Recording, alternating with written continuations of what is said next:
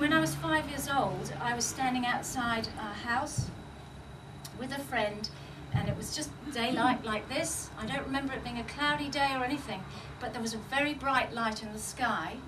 But I do remember running inside and going, I've seen an angel, I've seen an angel. And the feeling was there. I couldn't tell you what I saw now. That's gone. It's like I can't remember, and it wasn't a plane.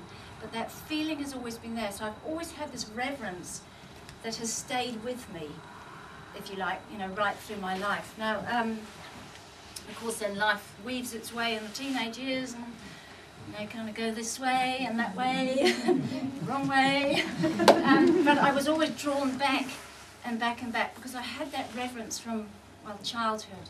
So, as some of you know, in 1991, I decided to make a conscious connection to tap into my guardian angel, to invite and invoke. Those are the words that I always use. I invite, because I love that invitation, and I invoke it, so it's like, come now.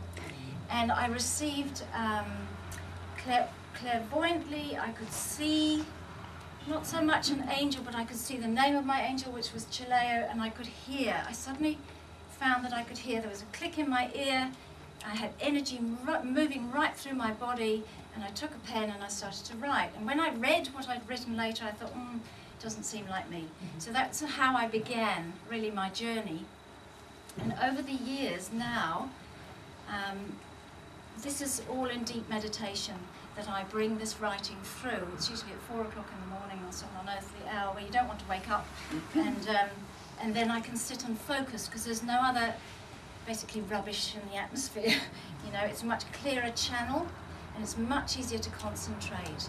When I write very, very quickly, usually in half darkness, you know, with the candle. I don't actually look what I'm writing. I have lots of words coming in at once, and I just write really quickly, then I transcribe it later. So this is a picture of my angel that actually is on a new set of cards that I've designed that have come through from Spirit. This is the front side of it, and I'm just going to take you and I will explain what they are and why they have come about. Insights from Heaven. The words on these, they're 44 inspirational cards that have come from all of my writing. From my first book, my second book, and in between. They're not my words. And I was shown to bring these through almost like a, the words I was given was, it's like a spiritual toolkit.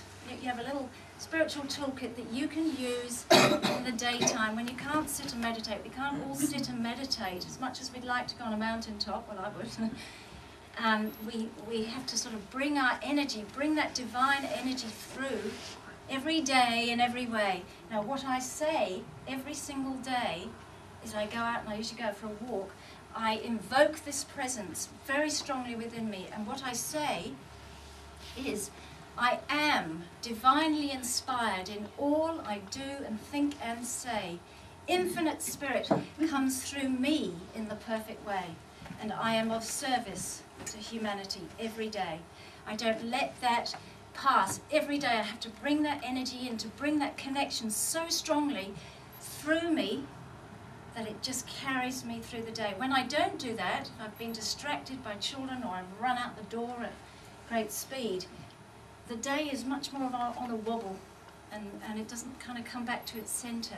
So this is very strong in me, that we bring that energy through. And there's a quote in this book from Spirit that says, open the channel between heaven and earth. There is no longer any separation. There is no separation. We need this energy coming through all the time, and we need to ground it.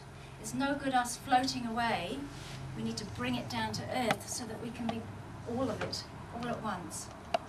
Now, there is an ancient practice, some of you may know, called Lectio Divina. And this was an ancient practice used by the monks, all the monks, the Christians, the ancient Christians. And these were, what they did, they took sacred text and they would sit with it. They may meditate on it, they may speak the words over and over again. And it was so that they would start receiving the meaning in their heart. What does this really, really mean? Not the conscious mind saying, this is what this means, but the heart. And this is, so these cards have been brought out with that intent. So when you hold them and you ask, please show me, what do I most need to know right now from the highest perspective, not from this earthly perspective. Give me an opinion from up here, because God has a greater picture, than we do. And then you can often be very surprised with what comes up. So here, this is how I live. To live your life as God realized will awaken miracles every day for you. And that's how I live, and that's how I intend to. Not always am I up there. I get very distracted with the kids and all their happenings, dramas and goodness knows what. But when I go back into my center, I'm absolutely centered and grounded. And I know, it's a knowing inside me. So that's one. Sit in the silence of the moment and you'll receive all the guidance you need. Now, if I ever come upon that card, I just take a breath and go, yeah, I haven't sat still, I haven't even pondered upon what I should do. Now, I have a story that I woke up, it was a week before my new book was coming out. I was absolutely worn out and just holding the energy, to get it to print and absolutely everything in line. And when I woke up in the morning, there's a window of opportunity.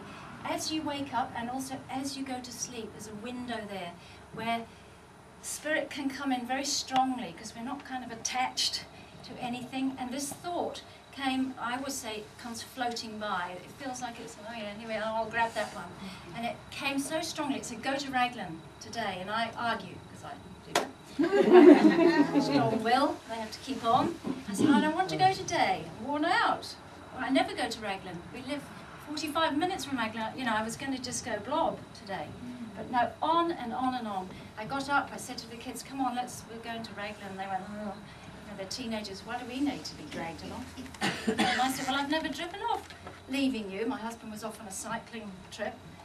And I said, but it's such a strong intuitive feeling, I don't know what to do with it. So I sat in the moment. And my youngest son said to me, Mum, follow your intuition. I was out that door like a shot. Drove down to Raglan, had no idea why I was going. Had nothing, I was just going on this guidance. Driving along, it was sunny.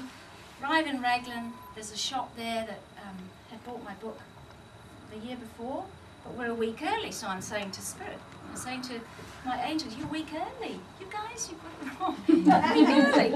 I could be at home. But no, so when I got there, I just had this very strong sense to I just kind of, the word is, I just wandered around Raglan. I didn't really know what I was doing there. I was just, like a pawn, really. I was just being guided by Spirit. So I thought, I'll go and eat. That's always a good one. I sat and ate, and I asked, I said, what am I doing here? Now we're 2 o'clock. I've got half through the day. And I was told, there are things going on in the unseen. Well, no better off, but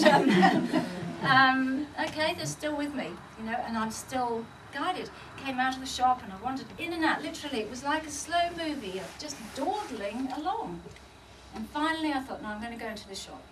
I can't see anything else in Raglan. It's quite small. I went in there, and it's absolutely packed with people.